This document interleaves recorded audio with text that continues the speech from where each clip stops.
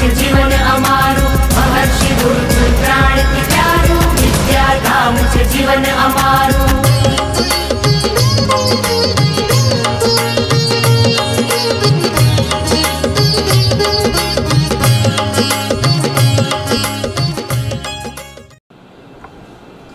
Hello students, चलिए तो वापस आप लोगों का स्वागत है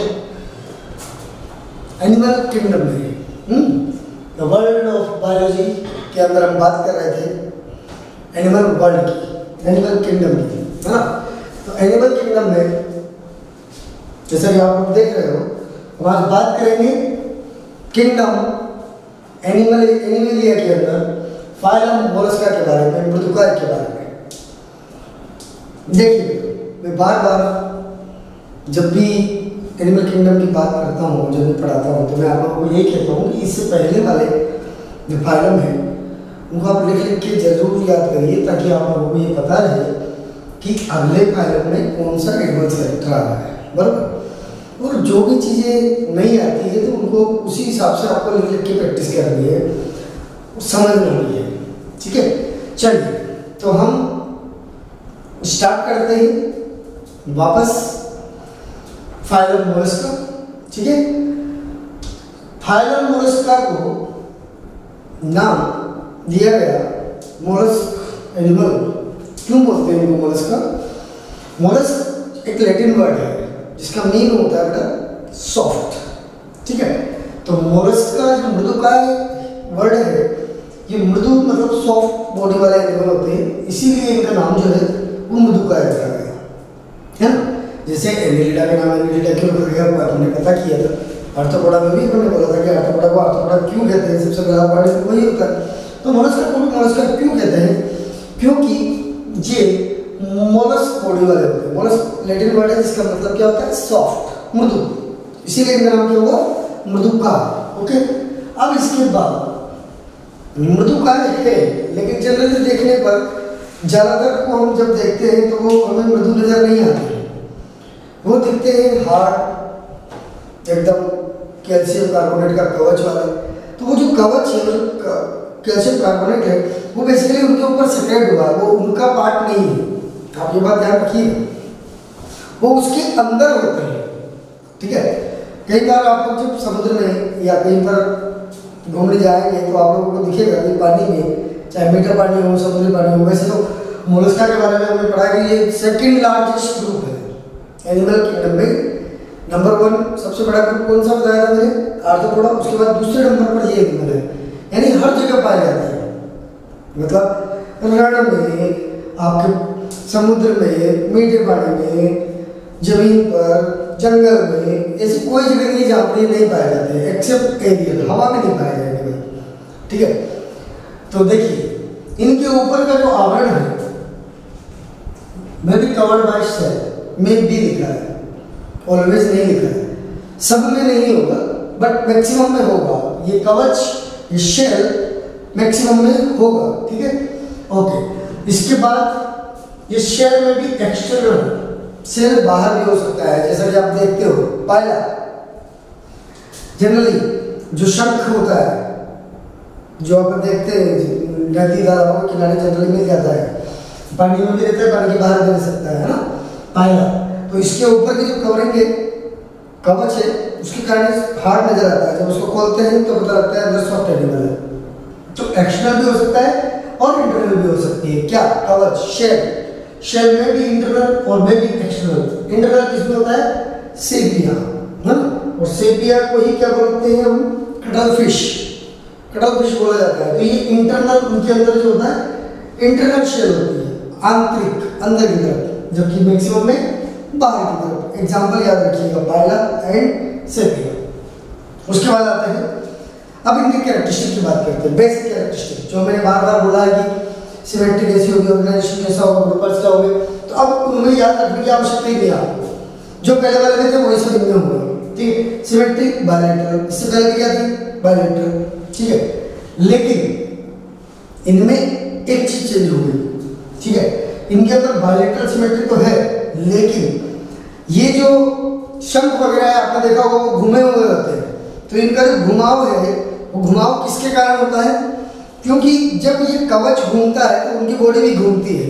तो जब बॉडी घूमेगी तो जब उनकी सममिति की हम बात करेंगे तो इनकी सममिति जो होती है फिर समद्विपार्श्व नहीं रहते। फिर ये याद रखिएगा, एडल्ट जो होते हैं, पुख्त जो होते हैं, वो एसिमेट्रिकल हो जाते हैं ड्यू टू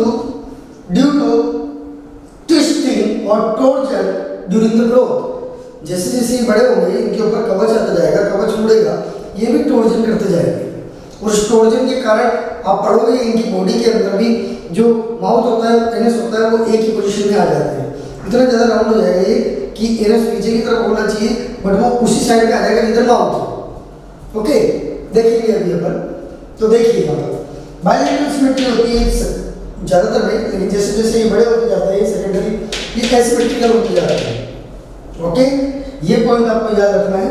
क्यों होते जाते हैं? Due to torsion, twisting of the during the growth. Twisting का मतलब क्या है? ट्विस्टिंग मीन्स ये ऐसे जब घूमेंगे तो आप लोगों ने पढ़ा है फिजिक्स के अंदर भी कि बल आघूर्ण जो काम करता है तो वो उसको घुमा देगा। ठीक है, तो घूमे हुई बॉडी रहेगी तो एसिमेट्रिकल हो जाएगी। सममिति कैसे हो जाएगी? असममित हो जाएगी।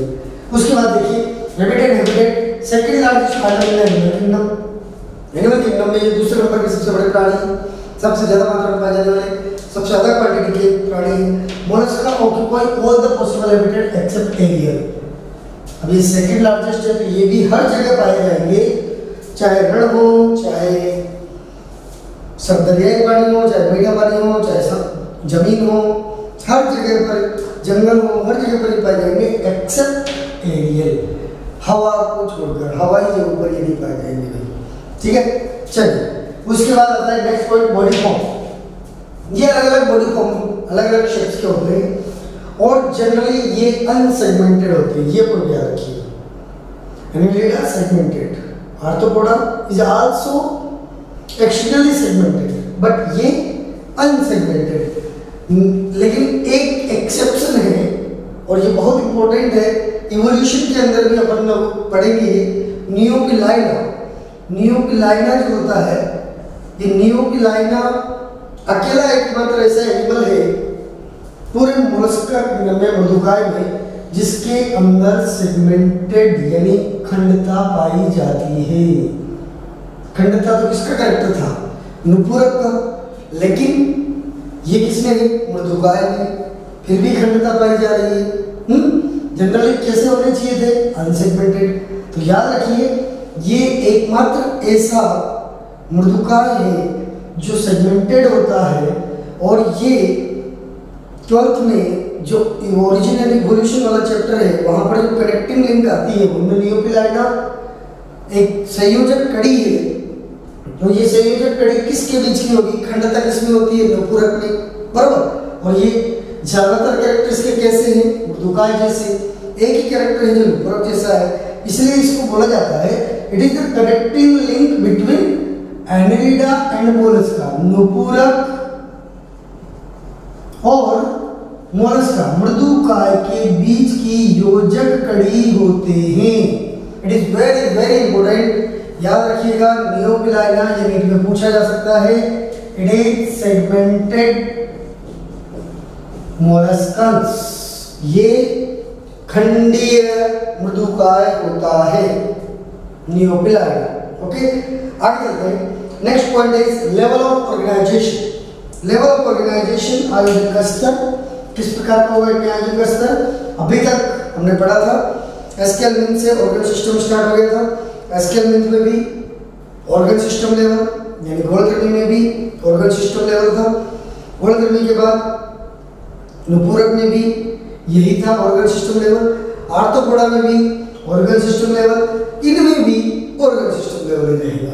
यानी अब कंटिन्यू हमारे तक कोडेड तक भी आएंगे तब भी ऑर्गन सिस्टम लेवल ही चलेगा। इसको ज़्यादा ध्यान रखने की आवश्यकता नहीं है, बस ये याद रखो कि ऑर्गन सिस्टम लेवल कहाँ से स्टार्ट हुआ? एस्केल मिंथ, यानी कि गोलकृमि से, सूत्रकृमि से organ system level of body organisation start हो गया था। यहाँ पर भी वही रहेगा। ओके, चलिए उसके बाद आगे चलते हैं। और एक और बात, और जब लेवल ऑफ ऑर्गेनाइजेशन की बात कर रही है तो फिर अपन यहाँ पर भी बात कर लेंगे इनमें बॉडी प्लान कैसा होगा, बॉडी प्लान कैसा होगा भाई। Body plan tube with the tube होगा, माउथ भी है, एनस भी है, तो tube with the tube body plan complete element के नाम, ठीक है। बहुत सारी चीजें ऑटोमेटिक पता लगनी चाहिए। बॉडी पार्ट्स, अब बॉडी पार्ट्स की बात करते हैं। इनकी पूरी बॉडी को कितने भागों में बांटा गया है, ये भी हम पढ़ेंगे पूरे डिटेल से जब इसकी कंप्लीट एनाटॉमी के बारे में हम पढ़ेंगे। तब इनकी पूरी बॉडी को जनरली 3 रीजन में बांटा गया है। अगर वाला जो भाग होता है उसे हेड बोलते हैं। हेड के अंदर कुछ सेंस ऑर्गन्स होते हैं, अभी पढ़ेंगे आप, ऑस्प्रेडियम, रेडिकुला वगैरह, ये सब हेड वाले पार्ट में, एंटीरियर हेड वाले पार्ट विद सेंस ऑर्गन, उसमें संबंधी अंग पाए गए। दूसरा पॉइंट पृष्ठीय विसरल मांस, पृष्ठ सतह पर इसके विसरल मांस पड़ा होता है। आंतरांगीय भाग, आंतरांगीय मांस जो है वो डोर्सल सरफेस के ऊपर इनमें पाया जाता है। Number 3 ventral foot, ventral means वक्षीय, यानी निचली सतह पर इनमें फूट पाए जाते हैं जो हलन चलन या प्रचलन में सहायक होंगे, ठीक है। तो 3 भागों में इनकी पूरी बॉडी को, 3 रीजन में इनकी पूरी बॉडी को डिवाइड किया गया है, या 3 भागों में वो विभेदित हो जाती है इनकी बॉडी। उसके बाद आता है जर्म लेयर, ट्रिप्लोब्लास्टिक, 3 गर्भ स्तर पाए जाएंगे, बाह्य गर्भ स्तर, मध्य गर्भ स्तर, अंत गर्भ स्तर, उसमें कोई प्रॉब्लम ही नहीं है, यानी इनमें भी ट्रिप्लोब्लास्टिक, इससे पहले वाले आर्थ्रोपोड में भी ट्रिप्लोब्लास्टिक, उससे पहले वाले जो हमने पढ़े एनालिट्स वो भी ट्रिप्लोब्लास्टिक। तो ट्रिप्लोब्लास्टिक कहाँ से स्टार्ट हुआ था? प्लेटियल विंग से, ये याद रखने वाली बात है। प्लेटियल विंग के बाद के सभी जो है उनमें ट्रिप्लोब्लास्टिक आ रहा है, ठीक है। अलग से ज़्यादा दिमाग लगाने की आवश्यकता नहीं है कि अलग से याद रखना पड़ेगा, रट ले बैठ गए ट्रिप्लोब्लास्टिक त्रिगर्भस्तरीय, नो, केवल याद रखो वहाँ से स्टार्ट हुआ तो कंटिन्यू ट्रिप्लोब्लास्टिक ही चलेगा। चलो उसके बाद आता है बॉडी कैविटी। बॉडी कैविटी जिसको हम सीरम कहते हैं, इनके अंदर जो बॉडी कैविटी होती है वो जनरली ग्रेटली रिड्यूस्ड, बहुत ज्यादा हासिल होती है। ये केवल कहाँ पाई जाती है? It is presented by cavities in the pericardium, एक पेरिकार्डियम में, किडनी में और गोनाड्स यानी जनन अंगों में, जनन अंग, किडनी और पेरिकार्डियम, इन 3 जगहों पर ये कैविटी जो है उन 3 जगहों पर ही रिप्रेजेंट करेगी अपने आप को। बाकी जगहों पर ये क्या रहेगी? हाईली रिड्यूस्ड रहेगी, हासिल रहेगी। Space among the viscera contain the blood and form the haemocoel. इसकी भी सिलों को हम क्या कहते हैं? हीमोसील। और किसकी को कहा था हमने हीमोसील? इससे पहले जो आर्थ्रोपोड थे उन्होंने भी बॉडी कैविटी को हीमोसील ही कहा था, यहाँ पर भी हीमोसील ही कहेंगे। क्यों? क्योंकि हीम वर्ड किसके लिए आता है? ब्लड के लिए। तो इनमें भी जो कैविटी है उसमें ब्लड भरा हुआ है तो हीमोसील ही कहलाएगी। इससे पहले वाले में भी ब्लड भरा हुआ था तो हीमोसील ही कहलाएगी। सिंपल है, ये भी पॉइंट याद रखिएगा। हीमोसील वर्ड 2 जगह यूज में आया है और कहीं पे भी नहीं आएगा, बस ये 2 ही जगह पर यूज में आता है। द मेंटल, अब देखो यहाँ पर, अब इसके अंदर जो पेलियम है या मेंटल है वो क्या होता है और वो क्या सेक्रेट करता है, इसके बारे में भी याद रखिए। इसके ऊपर एक फ्लैशी कवच पाया जाता है जिसे मेंटल या पेलियम कहते हैं। तो ये मेंटल या पेलियम जो होता है बेटा, इस मेंटल या पेलियम का क्या काम है?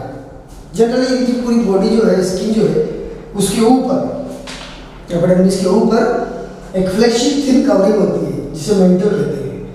और ये मेंटल जो होता है ये एक स्लाइम लेयर सेक्रेट करता है, मतलब external slime layer calcium carbonate की बनी हुई एक, कैल्शियम कार्बोनेट को सेक्रेट करेगा तो एक स्लाइम लेयर बनेगी जिसे बोल दिया जाता है शेल। तो याद रखिए, मेंटल को गुजराती में बोलेंगे बेटा प्रावर, जबकि शेल को बोलते हैं कवच। तो ये कवच जो है ये प्रावर के द्वारा सेक्रेट किया गया है। प्रावर क्या है? इनकी स्किन के ऊपर एक थिन लेयर है जो प्रावर कहलाती है। Mantle secrete external slime layer और शेल, और ये शेल बाहर भी सेक्रेट की जा सकती है और अंदर भी सेक्रेट की जा सकती है। अंदर सेक्रेट करेंगे तो क्या बनेगी? मोती बनेगी, क्योंकि मृदुकाय में ही ज्यादातर क्या मिलता है? पीयर्स मिलते हैं, मोती मिलते हैं, ठीक है। तो शेल में भी इंटरनल, जैसे पहले भी बोला आपने, इंटरनल शेल, कटलफिश, शेपिया, और शेल में भी एक्सटर्नल पाइला में, और किसी किसी में शेल नहीं भी होगी। और ये बहुत इंपॉर्टेंट है कि शेल किसमें अनुपस्थित होती है। पूरे मृदुकाय में शेल तो होती है, लेकिन एक ऐसा एग्जाम्पल है जिसके अंदर शेल अनुपस्थित है, कवच अनुपस्थित है, उसका नाम है ऑक्टोपस। नाम सुने होंगे आप ऑक्टोपस का, ठीक है।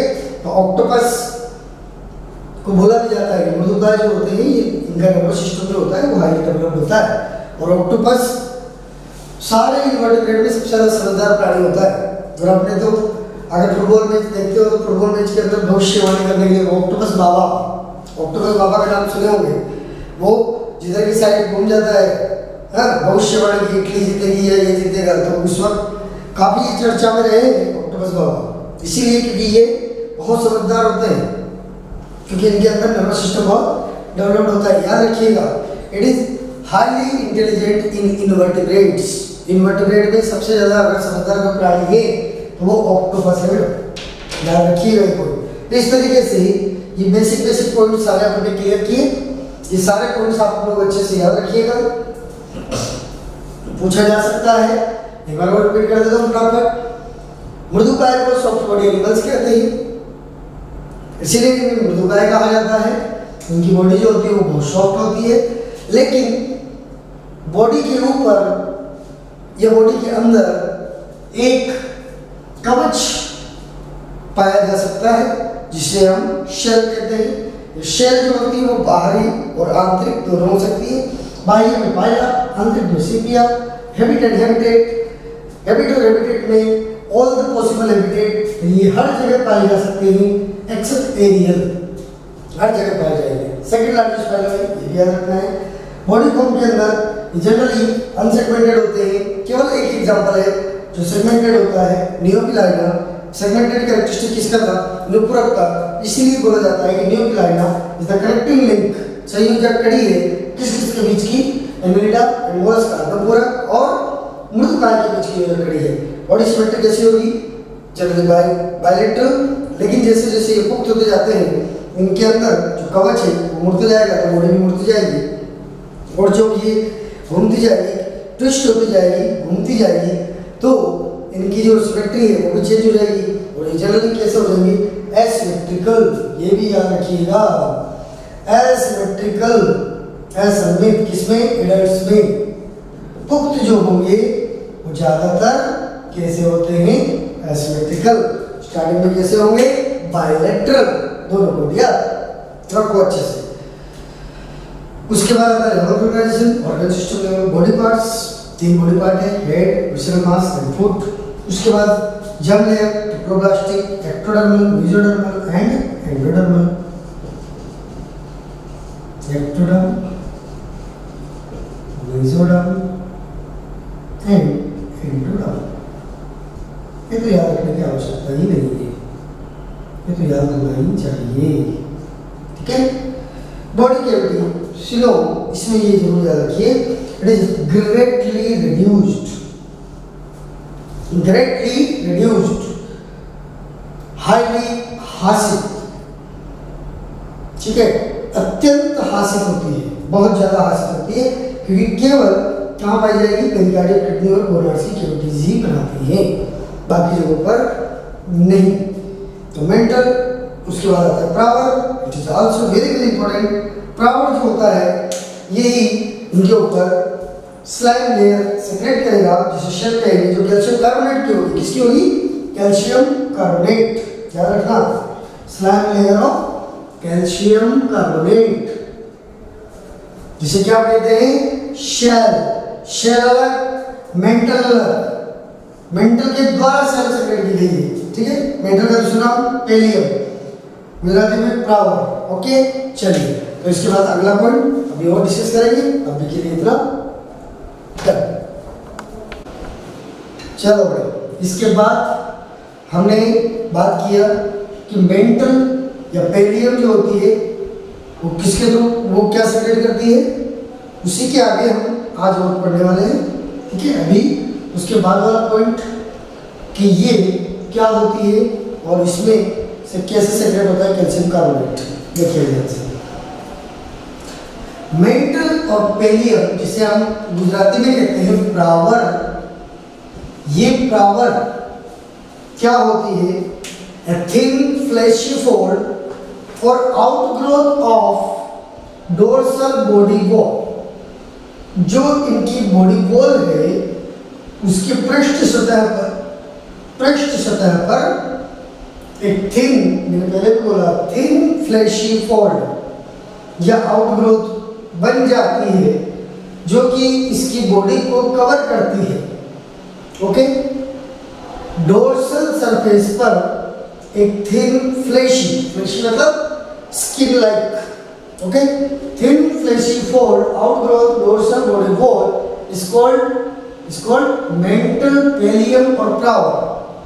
तीनों नाम याद रखने, आपको प्रावर दे ऐसा कोई जरूरी नहीं है, मेंटल भी लिख सकता है और पेलियम भी लिख सकता है। यहाँ मेंटल का मतलब वो मत समझ जाना, वो वाला मेंटल नहीं है ना, ये मेंटल MENTAL है, ये वो वाला मेंटल नहीं है। ओके, चलिए आगे चलते हैं। Encloses a space called mental और पेलियम कैविटी। और ध्यान से सुनिए, मेंटल कैविटी या पेलियम कैविटी क्या होती है?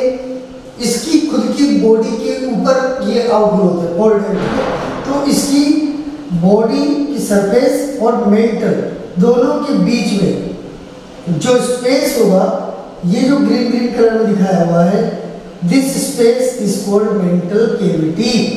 ठीक है, ये मेंटल लिखा है प्रावर, और ये मेंटल के नीचे, ये एक्चुअल में मेंटल यहाँ तक ही है और ये नीचे ये इसकी बॉडी सरफेस, इनके बीच में ये जो स्पेस होगा, this green green space complete, यहाँ से देखिए ये कंप्लीट डोर्सल सरफेस के ऊपर ये जो स्पेस है green, this layer is called, upper layer is called mantle, नीचे बॉडी सरफेस, बीच में है मेंटल कैविटी। मेंटल कैविटी या pallial cavity between itself and the body, यानी मेंटल के और इसकी बॉडी के बीच का जो कैविटी होगा, जो स्पेस होगा, जो अवकाश होगा, उसे बोलते हैं मेंटल कैविटी।